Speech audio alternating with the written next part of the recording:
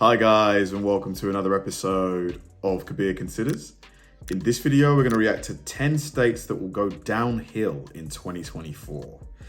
Now, this is going to be a very interesting one. Like, why? What's going to make these states go downhill? Like, obviously, you know, I follow the news quite closely, but when you're not in America, like, it's hard to follow, you know, all of the news state by state because, you know, America's so huge. There's so much going on that it's basically impossible unless it's your full-time job to basically stay up to date with everything happening in every single state. So I'm guessing maybe it's economic factors potentially that are going to cause some of these states to go downhill. Maybe certain businesses are ceasing operation in certain states or moving their headquarters to different states, therefore moving all those jobs to other places. Maybe a lot of schools are shutting down in certain places. There could be a million reasons. And, you know, who better than World According to Briggs, you know, to, you know, break this down, give us the, you know, the lowdown as to which states basically you kind of should avoid if you can. Today, I will tell you which states you probably want to avoid in 2024 and why. Welcome back to the series. This is our third year doing this one, and I have to say we've been pretty accurate the last 2 years. At least that's my opinion. I could be wrong, according to you. As we go through this list, I'm sure some will feel that we skip some states, and that is probably because we think that they've already hit rock bottom and the future looks better from where they sit today.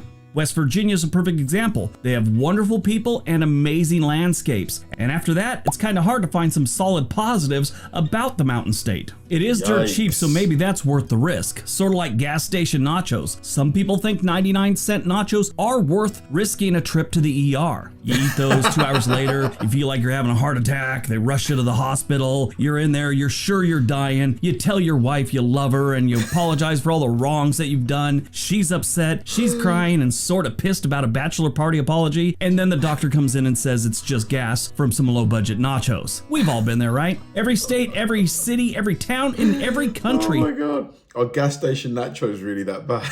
Has its ups and its downs. In this list, we will look at 10 states that are having their downs and why. Got it? Get it? Good. Let's take a look. Let's go. Number 10, New Jersey. New Jersey has always had its problems, from its Superfund sites to its really bad urban areas. Now, if you don't know what a Superfund site is, I've talked about it before on this channel, but back in the day, the entire country did, but New Jersey was the worst. They had a bunch of companies that were just dumping, you know, chemicals or doing just weird stuff, and New Jersey sort of turned a blind eye to it for a long time. Well, when different environmental laws passed, they had to clean them up, and they became known as Superfund sites. New Jersey is not the biggest state.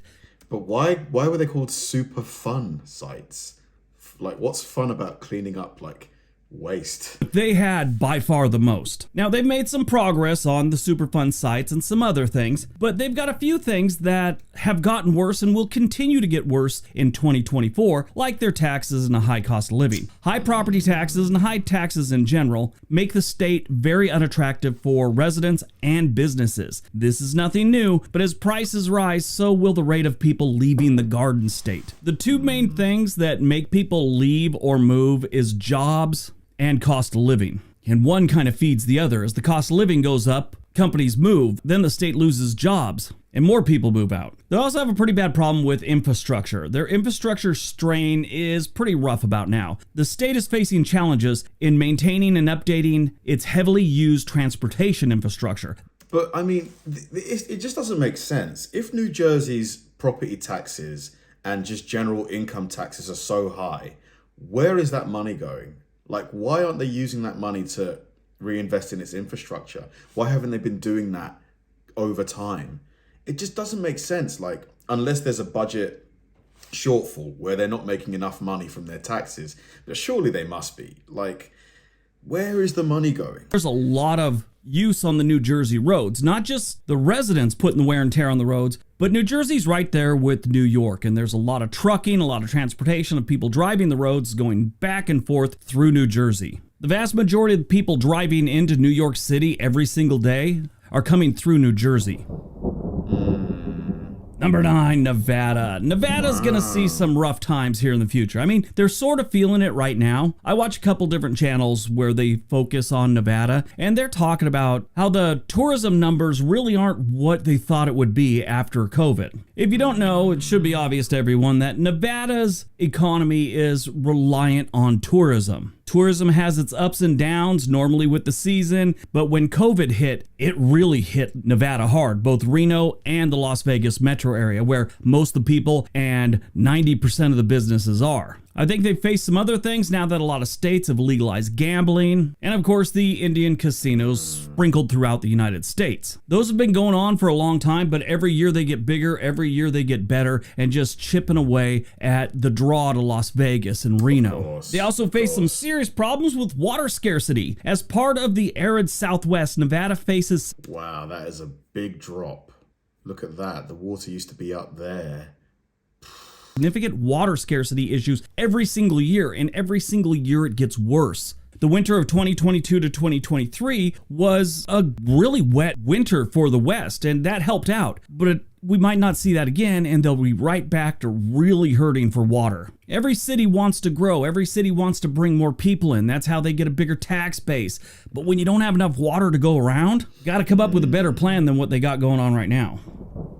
Yeah, I mean, this is a problem. This is a big problem that Nevada and Vegas has specifically, because more and more states are going to legalize gambling. It's happening now. You know, are you going to really want to fly all the way out to Vegas just to gamble if you can gamble either locally at a local casino or via the app, you know, using an app to gamble?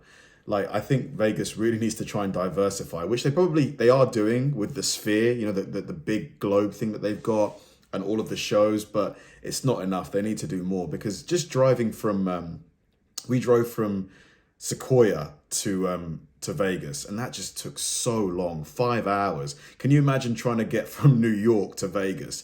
Like, if you can gamble in New York, you're going to stay in New York, aren't you?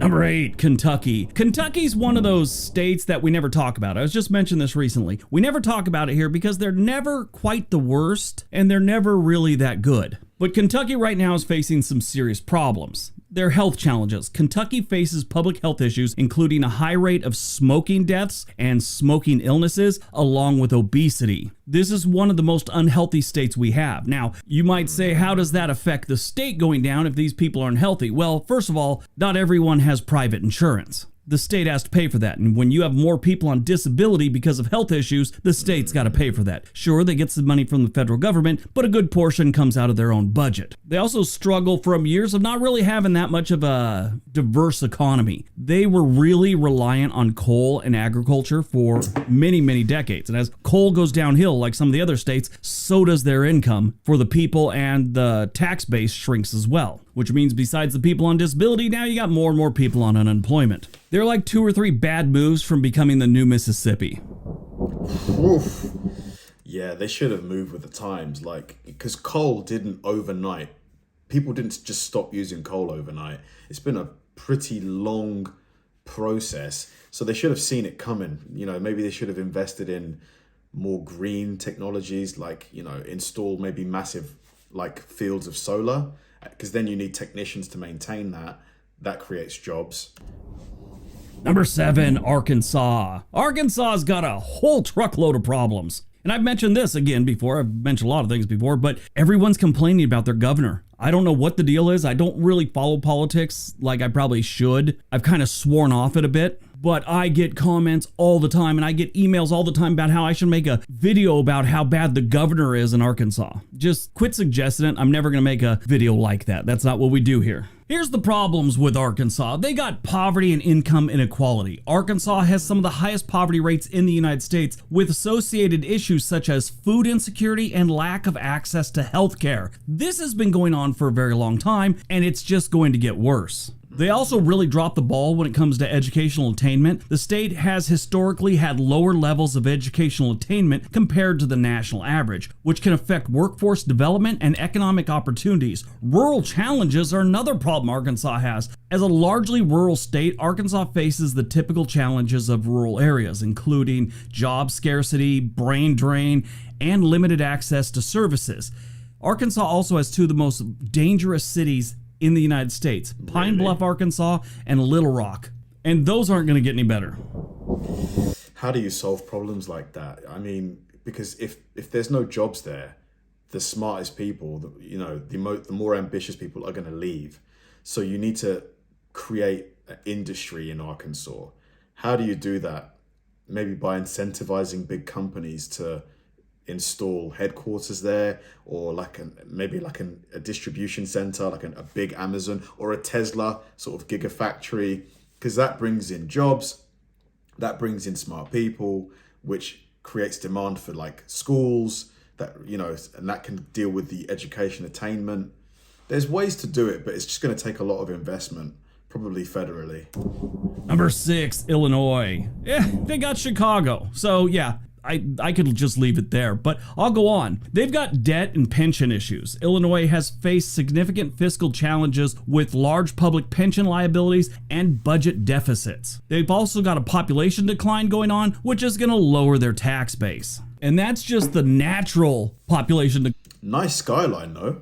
I'm not even talking about the people that die of lead poisoning in Chicago every year. What? Number 5, New Mexico. In my opinion, New Mexico is the most beautiful of all the desert states. Sadly, that's where the good stuff ends about New Mexico. New Mexico has problems like educational outcomes, drug problems, crime, poverty, just like every... Why did he use this clip when he talked about drug problems? Problems like educational outcomes, drug problems, crime, poverty, just like every other state, but they seem to be really focusing on it and really trying to make it worse, it seems like sometimes. The state often ranks low in education, which can impact future economic prospects for the entire state, not just individuals. If you don't have an educated workforce, tech companies aren't going to move in there. Companies that need people that have at least a high school diploma won't move to your town, your city, or your state if you got 8 people graduating from a class of 100 every year. New Mexico has been struggling with a high crime rate for many years, and that's not going to change in 2024. There is one bright spot. A friend of mine just retired to New Mexico, and his wife is like the ultimate Karen. She calls the police for any minor public infraction. Leave your car parked on the street for 3 days, she'll call the cops. Your Harley too loud, she'll call the cops. She actually filmed a neighbor who used to sit on his porch and read, but he'd often spit off the porch, like into the street or the sidewalk. She filmed that and took it to the police. They laughed at her. And yes, we make fun of her all the time for this, so this is no surprise to her that I'm bringing it up. I'm just not using her name, Julie. Yeah, New Mexico's problems aren't going to get better anytime soon. Julie. I mean, people like her, has she not read The Boy Who Cried Wolf? At some point, they're just going to slowly stop responding to your calls. And then the time you actually need them and they don't show up. Number 4, Alaska. Alaska's got a whole bunch of problems, and being overpopulated ain't one of them. This is the biggest state, and it has one of the smallest populations in the country. The top 5 states with the lowest population are Wyoming with 576,000, Vermont with 643,000, Alaska with 733,000, North Dakota with 779,000, and South Dakota has 886,000. And if you took the land mass of all the other ones, they could all fit into Alaska. Wow. You could probably wedge in New Hampshire and Alaska's Rhode Island huge. Along with those. Besides not having a bunch of people, Alaska has other problems. The oil revenue fluctuations. The state's economy is heavily dependent on oil, and fluctuations in oil prices can create budgetary issues, and they face them all the time. Climate change effects also are big in Alaska. Melting permafrost and changing ecosystems are creating challenges for infrastructure and traditional ways of life in Alaska. Now, if anyone wants to leave some comment about climate change is a hoax, it's not a hoax. The only thing that is up for debate now is, are humans making the situation worse? Everyone, every scientist realizes that the climate is changing. It's natural. The Earth goes through cycles. The worry is, are humans really affecting how bad it's going to be this time? That's what's up for debate. So before you leave your comment, please update your propaganda. But with the oil reserves and the climate change going on in Alaska, things are just going to get worse in 2024. Alaska should, they're probably doing this, but they really should invest heavily in their tourism. I would love to do a tour of the Arctic Circle. And I think you can get there from Alaska or something like that. and I'm sure I'm not the only person to think this, like if they were to like, you know, build some, you know, decent hotels, decent accommodation, you know, really invest heavily in marketing, that could be a very good income source for them. You know, obviously it's not your typical beach holiday, but there's a lot of people who kind of have that adventurer type, you know, personality trait that I would love to go to Alaska, but I wouldn't know where to begin. I genuinely wouldn't know what to do.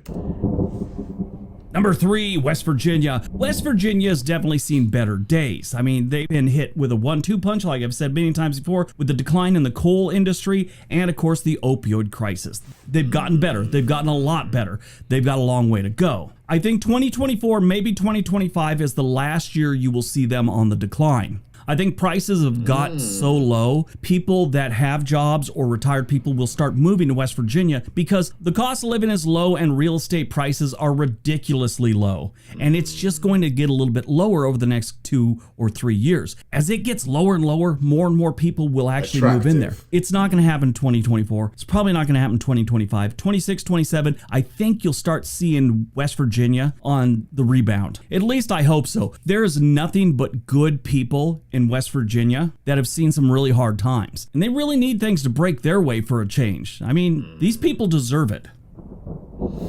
Yeah, it goes in cycles, doesn't it? Eventually, once you hit the bottom, like things tend to bounce. It might take a while for the bounce to happen, but things usually bounce, especially if the cost of living everywhere else continues to rise. You know, the way it is, why wouldn't you? Especially if, imagine you've got a remote job in software, you're making a good salary, and you can literally like buy a really nice house dirt cheap in West Virginia. Why wouldn't you? Number 2, Louisiana. Louisiana's been going downhill for quite some time. I was just there last January. I'll actually be there again this January. The entire state has some serious problems with their poverty, their economic challenges, crime in their cities and their small towns. I mean, they honestly have some of the worst cities in the country when it comes to crime. Baton Rouge, New Orleans, Alexandria, Shreveport. They really don't have any decent cities. It's too bad, too. Besides all those problems, Mother Nature shows up in the form of a hurricane every now and then to slap Louisiana around just to let them know who's in charge. They should see some problems too with climate change because, I mean, the entire state, or not the entire state, but most of the state is at sea level.